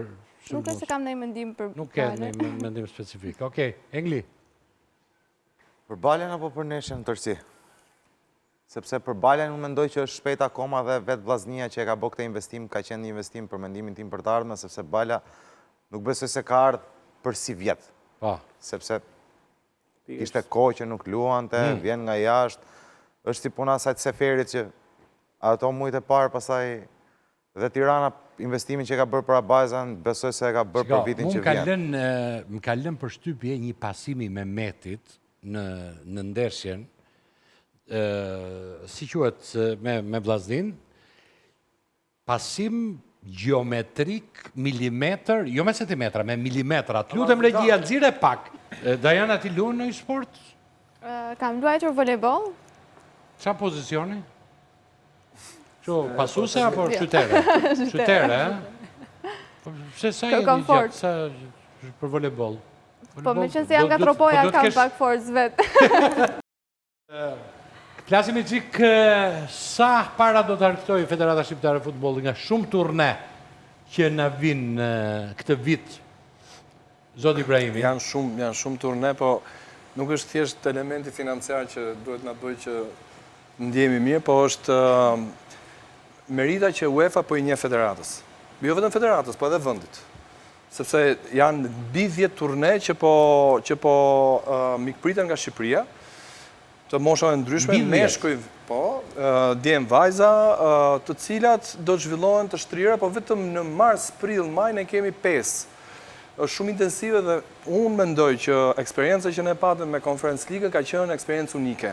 Jo vetëm për këtë administrat, po për gjeneratat tjerë, sepse ka kryuar një memorie institucionale të maniqme, të admirushme, nga pikpamja... Kemi marrë nota maksimale, ju jeni kontakt gjithmonë, për ata që nuk e din, jeni në sektorën e departamenti marrëdhënieve me jashtë në Federatën Shqiptare të Futbollit, kemi marrë nota maksimale për atë event? Ne kemi marrë, për të qenë shumë transparent dhe është e verifikueshme, ne kemi marrë vlerësimin e dytë në bas UEFA League, finales. UEFA League ka qenë Conference League dhe Champions League ka qenë e treta, nga pikpamja organizative. Po, kemi kalu dhe Champions League-ën? Duke pas parasysh se qa ndodhi me Champions League-ën, me organizimin, me vonesën 30 minuta, e timet që vazhdojnë sot e kësaj dite.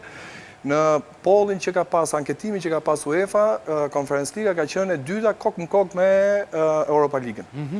Kështu që nga pikpamja e organizimit, pa dyshim që ka qenë një merit edhe e federatës, si iniciatore, po edhe gjithë segmenteve shtetërore, edhe bashkia e gjithë, por UEFA pa dyshim që e vlerëson dhe gjitha këto turne dhe gjitha këto evente që mund t'i alokonte në përvëndet të ndryshme, ja ka besuar Shqipërisë. 10, do më thënë 10 turne më shumë. Dhe këto janë të sjella të reja, përveç atyre që ne bëjmë në mënyrë periodike, si që janë ndeshjet e U21-shit, ekipi A. Sa njerëz do më thënë 10 turne, sa njerëz do vinë në Shqipëri? Afërsisht, nga gjithë ta? është minimalisht rreth 1200 persona që do lëvizin, pra është transporti, akomodimi, shpenzimet që ato do kenë ditore, do më thënë, futbolli është një industri e pa kufishme. Turizm sportiv, i bje. Ai është turizm në momentet që turizmi është në pikët më dobët në Shqipëri. Sepse ne turnet i organizojmë në periudën që faktikisht është fundi i sezonit të mirëfillt turistik. Kështu që mendoj që japim një kontribut futbollin në tërësi, japim një kontribut jo vetëm për sportin, po edhe për gjallërinë e qytetit, gjallërinë e ekonomisë. Por duhet këti dinamik, intensitet jashtëzakonshëm FSHP, që të marrësh një projekt tillë. Sepse aty janë gjithë federatat respektive që duhet t'i marrin, t'i afrojnë, t'i argëtojnë, e gjitha me radhë, bëjnë në marketing, ju punoni fort, është një struktur e posaçme atje? Ne nuk pushojmë. Nuk pushojmë. Ne punojmë shumë, realisht shumë. Sepse është, thash, është dhe më thënë nga 2019 që filloj një crescendo e aktiviteteve. U pezullua pak për pandemi, por prap nga pikpamja e aktiviteteve. Në raport me atë që u pezullua në gjithë botën, futbolli vazhdon të jeton, të merr të frymë dhe jep të mesazhe. 2021-2022 ka qenë shumë intensiv, kulmoj me Conference League-ën, po kam përshtypjen që kjo është gjë më e mirë. Me të jemi të puna edhe të federata, vetëm një një thënje ose një gjë që ka ndodhur sot të futbolli moshave. Unë pak, bile se i thash, kur ishte pjesë e reklamave, një thirrje i bëj presidentit federatës. Ka qenë derbi... Shiko kamerën atje se të shiko. Një thirrje i bëj presidentit federatës, Duga, ka qenë derbi U17 Tirana Dinamo. Aksidentalisht një fëmijë, një ndërhyrje e njëri nga dinamovitët, përplaset të muri mbrojtës ose të betoni dhe fati i fëmijës dhe i falë doktorëve që u bë... Te i shkolla e meshtrisë? Te i shkolla e meshtrisë. Po është afër muri aty, që? Pa tjetër. Apo ka njëllat? Sulqe, duhet ndërpritet kampionati, mos ndodhin, sepse në qoftë se nuk do merren masa, unë besoj që çdo fush ose çdo inspektim që duhet bëhet, sepse janë fëmijë dhe nuk ndodhin se... Po pra ti mund të përplasët, duhet marrë masa, ose mos zhvillohet ndeshja, o duhet... Unë besoj më mirë të ndërpritet një javë apo 2 javë, se nuk do në investim të jashtëzakonshëm, është investime minimale që duhet tjetë pjesë e futbollit. Falenderoj për këtë ndërhyrje, sepse e para mbi të gjitha është siguria e fëmijëve që ikin në futboll. Shëndetin mbi gjitha. Okej, shkojmë për pak publicitet, por i kthehemi në pjesën e fundit. Jemi rikthyer, Dorisa, si do duk kategoria e parë me rezultate surprizë, natyrisht u mund Dinamo. Shikojmë pak ndeshjet e rind dhe flasim për kategorinë e parë. Shikojmë, këto janë ndeshjet. Dinamo Tomori 0-1, Turbina Korabi 1-0, Skënderbeu Luzi 2-1, Oriku Bureli 2-1, Tërbuni Beslidhja 0-0, Lushnja Apolonia 1-1 dhe Besa Flamurtari. Okej, shojmë pak dhe klasifikimin. Vjen edhe tabela klasifikimit, si më poshtë, tashmë është Skënderbeu në vend e parë, ka kaluar surprizisht me 33 pikë. Dinamo me 31, Flamurtari 29 pikë, Korabi 26, Besa 24, Tomori 24 pikë, Luzi 21, Bureli 21, Tërbuni 21 pikë, Apolonia 19, Oriku 18, Lushnja 18 pikë, Tërbuna 17, Turbina 17 pikë dhe Beslidhja e mbyll tabelën e klasifikimit me 15 pikë. Ekipi Beslidhjes, Dinamo.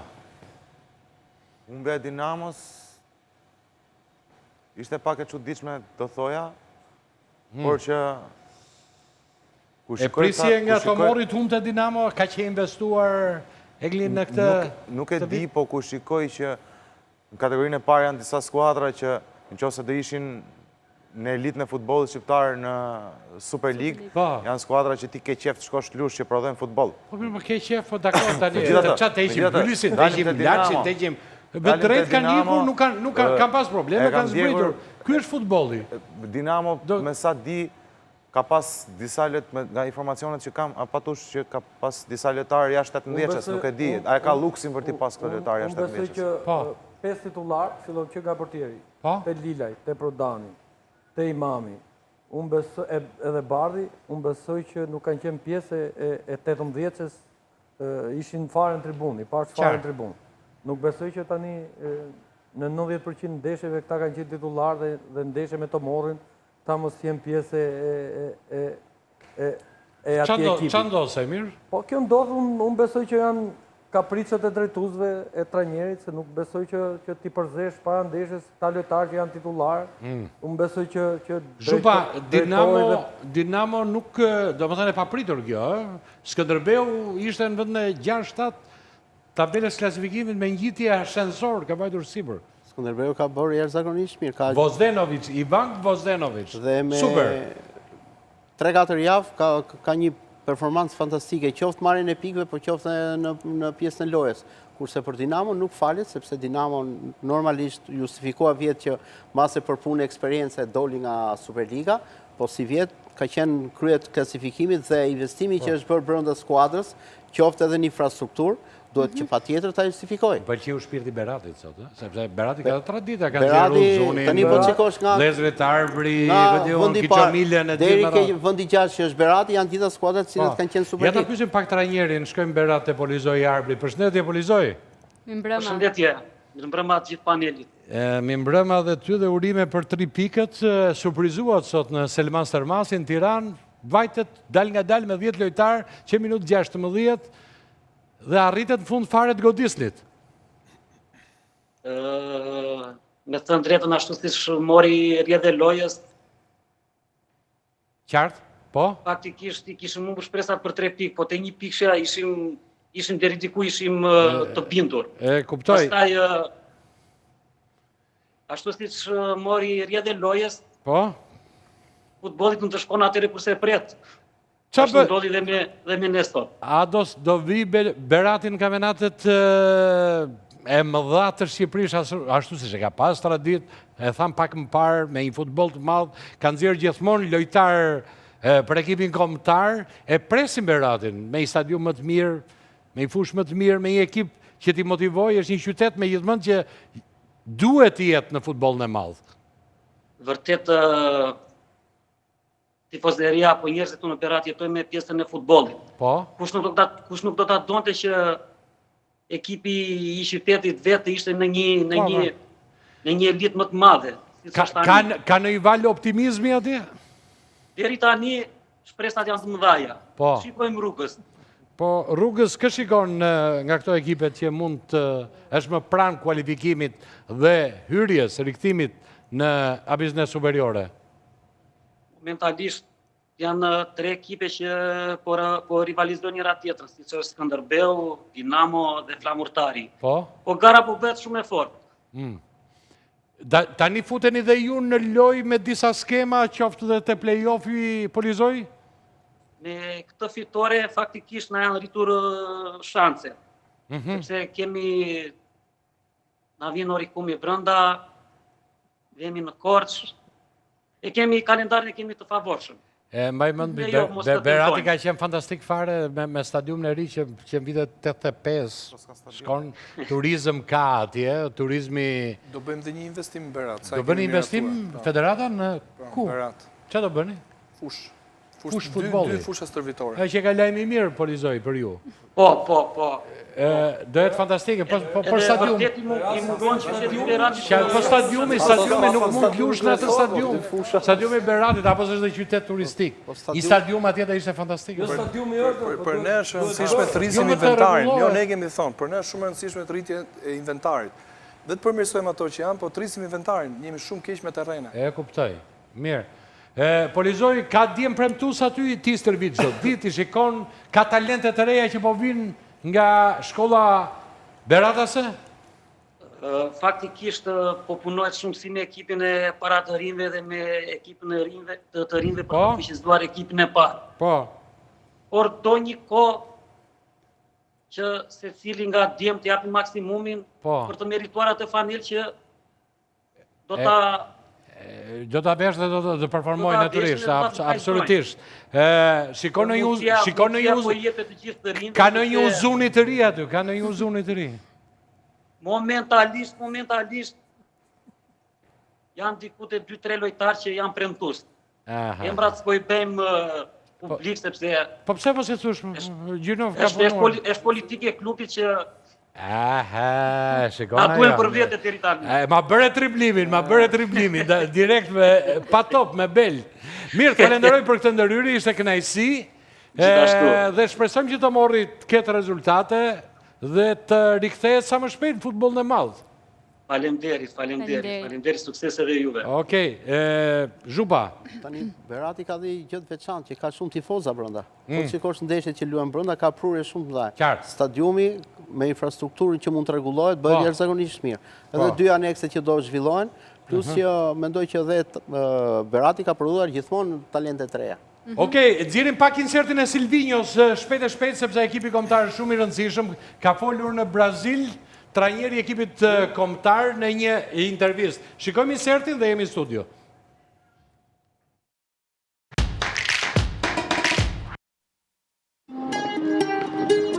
Trajneri i ekipit kombëtar Silvinjo po punon në disa plane që ekipi ynë kombëtar të përmirësohet. Ai po mundohet të zbulojë element cilësor në kampionatin ton. Gjithashtu Silvinjo do të vendosë rregulla të reja për sa i përket grumbullimeve të ekipit kombëtar. Në një intervistë të fundit për mediat braziliane, Silvinjo zbulon se ka gati 2-3 emra që mund të jenë pjesë e kombëtares. Kemi bërë disa udhëtime gjatë kësaj kohe. Kemi parë lojtarë në Itali. pasi 7 futbollistë luajnë atje. Gjithashtu unë ndjek me kujdes kampionatin shqiptar të futbollit. Kam konstatuar 2-3 futbollistë të rinj, të cilët kanë vlera dhe mund grumbullohen, ka thënë Silvinho për median e njohur Estadao. Në fakt, karriera e tij si lojtar dhe fakti që vjen nga puna si ndihmë stranjeri Tites te Brazil, shton së tepërmi kurreshtin e sportdarësve. Për të kaluar më pas te jetesa në Tiranë, që ka qenë një kusht i presidentit të FSHF-s Armand Duka. Braziliani gjithashtu në këtë intervistë tregon taktikat e tij dhe këshillën stërvitje do të jenë të përkthyera në shqip. Në kombëtare do të flitet vetëm kjo gjuhë, pra shqip, pavarësisht se trajneri është i vetëdijshëm që të gjithë futbollistët mund të flasin anglisht ose italisht. Po kur bëhet fjalë për të mësuar vetë gjuhën tonë, Silvinho e sheh si një mision shumë të vështirë. Madje e ka quajtur si një ndër gjuhët më të vështira në botë. Ne kemi një kontratë për 1 vit e gjysmë në Shqipëri. Ta çojmë Shqipërinë europiane është qëllimi ynë. E kuptojmë që Shqipëria është një kombëtare pa rezultate të mëdha, por dëshiron të rritet dhe në fakt po rritet. Unë jam i kujdesshëm me ftesat e mia, tha duke përfunduar Silvinho.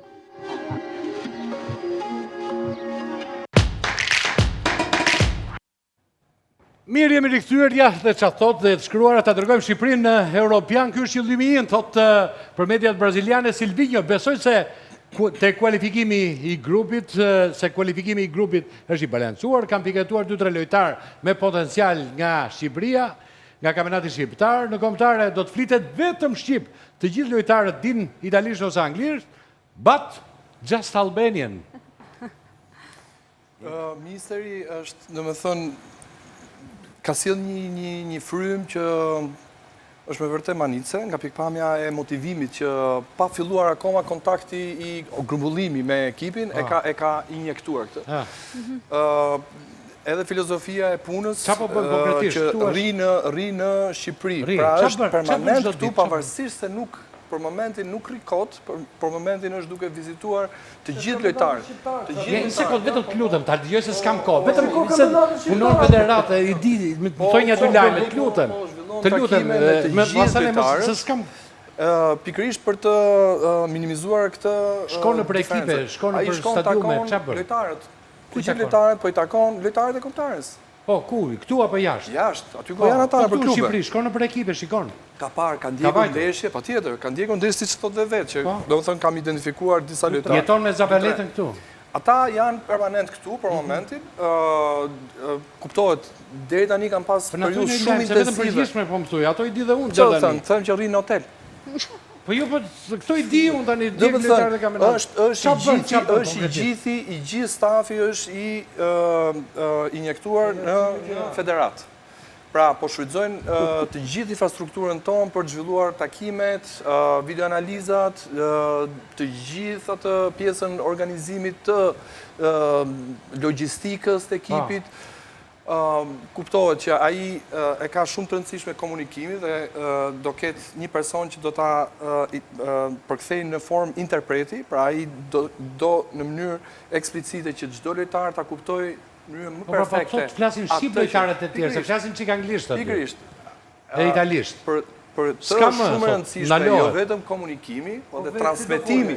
Edhe transmetimi i emocionit atij. Ai do flasi gjuhën e ujit që do t'ja përkthej këtyre në shqip me interpret po ta thotë.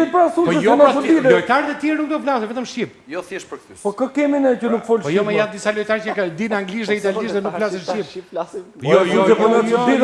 Po gjithë shqip folin. Ka shumë lojtarë që nuk e flasin mirë shqipen. E flasin e kanë me kollaj italisht. Po çfarë do bëj këtu? Një sekondë për këtë po thotë. Po një sekondë se për këtë po thotë më burit dhe ose i kemi gjuhë. Vet nuk do flasin fare italisht. Po jo, më vlla, nuk do flasi italisht, do flasi vetëm shqip. Për se ka thënë më vlla tani. Mos më ha minutat se nuk e kam se më marrova, lutem. Po. Thelbi është që ai gjithë filozofinë e lojës që do ndërtoj, do ta përçojë të lojtarët në gjuhën shqipe. Dhe përkthyesi, që në fakt nuk do jetë një përkthyes i mirëfill, po do jetë edhe përçuesi emocional i atyre që do thotë ministeri. Domethënë, ai është shumë i qartë që ajo që ai do të transmetojë të lojtarët duhet transmetohet jo vetëm nga ana gjuhësore, po edhe nga ana emocionale. Ka shëtitur për Shqipëri? Ai ka shëtitur, po ai fakt nuk ka bërë turistin. Domethënë, ai ka parë stadiumet, ai ka padyshim, ka parë stadiumet ku janë impiantet kryesore të ku mund të grumbullohen. Për shembull, ka vajt. Po mund të ketë Thjesht vajt se të më Shkodrës, mësoj stadiumet ka vajt vazhdim, Rogozhin, ka vajt Tropikal, ka vajt te Partizani, kompleksit. Pa dyshimi, ka parë gjitha, do më thënë... I shikon servitje lojtarët apo i shikon ndeshje? Shikon infrastrukturën, pra ai ka një projekt shumë qartë. Pa tjetër, do më thënë, ai kur vjen në Shqipëri, për te atyre udhëtime... Po Zabaleta, çfarë bën Zabaleta? Zabaleta mendoj që është motivuesi më autentik që mund të ketë kontare për momentin. Pavarësisht nga pikpamja teknike që është ndihmësi atij, po ka një natyrë që është motivues shumë, domethënë është që kur flet ai ta mbush mendin që ajo që po thotë është shumë e drejtë, që ti duhet luftosh, ai është luftarak, ai ka qenë lojtar në Europë, se ti takon tuaj gjithmonë. Po pse ku ka trajnuar që ka bërë? Lejmë një sekondë buri dhe le ta marrë këtë 5 minutë më buri. Ku ka trajnuar tjetër? Kush po dakord, po si dakord i bësh duka bashkë me federatën, çfarë bëjmë ne tani? Nuk të dëgjon këtu presidenti. As mua. Me mua presidenti. Po për kë ka vendosur taj që ashtu. Po le të ketë trajnu ku doj, po nuk dëgjon as ty as mua. Dhe ka vendosur duka trajneri. Ore po ku ta gjej që ka artën e më? Po më dakord, po them çfarë si është me të huaj raporti këtu po pa tush sepse jam minutat e fundit të burit dhe po. Mirë, atëherë shkojmë te gazetari Drilon Xhepollari, dalim nga studio, është pa mundur këtu. Në një lidhje për të marrë informacionet më të fundit. Rreth vendit të botës të lutem Edi Zhupa. Patushi të lutem o burit dhe. Të Drilon. Altin Dorisa, përshëndetje dhe panelit dhe shikuesve të Ora Sport.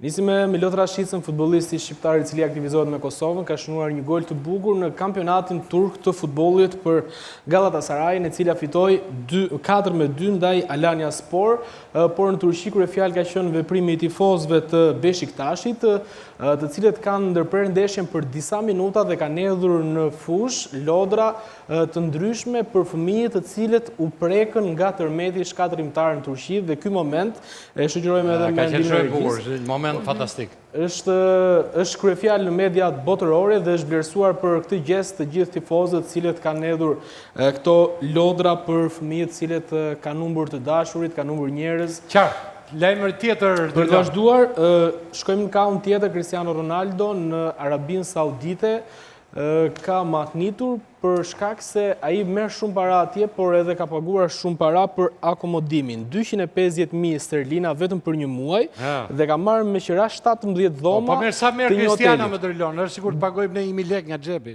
Patjetër, po ajo që bën Abi është që ka marrë 17 dhoma të hotelit. Po se Patushi tani ma bën se gati është Patushi. Po mos ka sponsorizuar. Çka ke pyetje për Drilon? Bëja se tani mbarove me Randin tani, e ke me Drilonin. Po Driloni e di më mirë se unë, po ka sponsorizues, nuk ka nevojë. Okej, Drilon, vazhdoj. Shkojmë Serie A, Berat Gjimshiti është kthyer titullar tek Atalanta e tij, megjithatë zikaltrit janë poshtur në San Siro nga Milani me shifra 2-0. Kjo ishte një ndeshje pozitive për Gjimshitin, por skuadra e tij nuk arriti të dalë me pikë nga San Siro. Ndërkohë Messi ka shnuar golin e tij të 700 për klube në fitoren që Paris Saint-Germain arriti në Francë dhe kemi edhe një foto me ndihmën e regjisë për ta parë, e cila tregon Messin, i cili festoi me shokët e skuadrës. Ky është Messi, goli 700 për klube me Paris Saint-Germain që kryeson kampionatin në Francë dhe arriti në fitore 4-3. Qartë. Okej, vazhdojmë me materiale.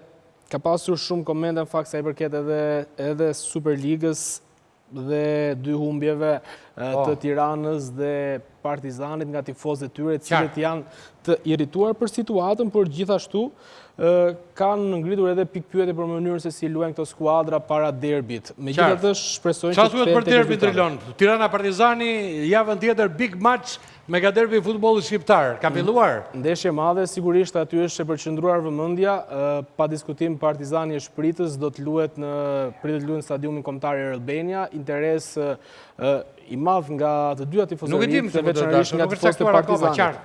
Nuk e dim. Po, Drilon, kemi akoma. Ka pasur thjesht një spekulim. Po, ku do luhet? Po, do të luajnë Air Albania. Air Albania. Presidenti ka thënë të luajë te kompleksi. Po te kompleksi ishte diskutimi, sikur thash, nuk e di. Diskutimi, por nuk ka shumë interes për ndeshje dhe për më tepër Partizani argëton shumë më tepër para duke luajtur në Air Albania. Qartë.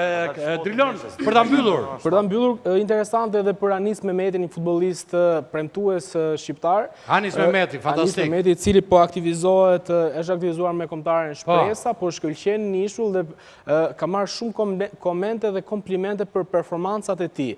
Tani pritet të luajë edhe përballë Guardiolës së Cityt, nëse vazhdon të shkëlqejë me këtë formë në ndeshjet e Kupës. Okej, të japim unë një lajm për Mehmetin. Po. E di që nuk ma thot as Erandi gjithë me radhë, e di që ka kontakt Silvinjo, do që ta marrë në ekipin kombëtar. Nga i burim, nga i shoku ti, po.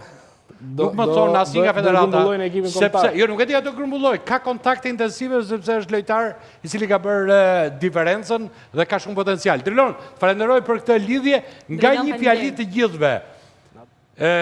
Si e shikon Tirana Partizani javën tjetër, Gzim? Derbi për herë ka qenë një ndeshje që ka sjell antagonizëm, rivalitet, për plasje të forta, si midis tifozërive. Pëlqen Po, ka atmosfera, është e bukur. Atmosfera derbi. Marrë atë gazetarën e vogël, që ishte fantastik. Do ta marrë ka me qef. Okej, shikon Tirana Partizani se javën tjetër luhet Tirana Partizani. Do shkosh? Do shkoj. Tani që po dëgjoj këtu do shkoj. Okej, sepse ka megjithmend atje ka selfie të dynjas atje, vetëm selfie. Zhuba, si del ndeshja? Atmosfera e bukur, mendoj fiton Partizani. Patushi. Si del? Me që Zhuba tha fito Partizani, fito Tirana. Dhe dije pazari. Egli? Mendoj se ndeshjen do ta fitojë skuadra që do të ditë të administrojë më mirë presionin, gjë që kohët e fundit ka treguar që Shehi dhe mbas humbjes ka ditur që të rikthehet tek fitore dhe mendoj që do fitojë Tirana. Më shkruajnë nga regjia Dardan. Më shkruajnë. Ma mend, nga historia kampionatit botror, fito Tirana, më thoi profesor Zhupës. Nuk nga smaj. Subjektive. Nuk po të pyes sepse je federata, je pozicion kështu. Them barazi me shumë gole, mendoj. Si? Barazi me shumë gole. Tipike federata. Mirë, së bashku me Dorisën i falenderojmë gjithëve që na ndoqët deri në tjetër, ju të kaloni shumë bukur. Javën tjetër, mega derbi i futbollit shqiptar, Tirana Partizani, e shohim gjithë së bashku.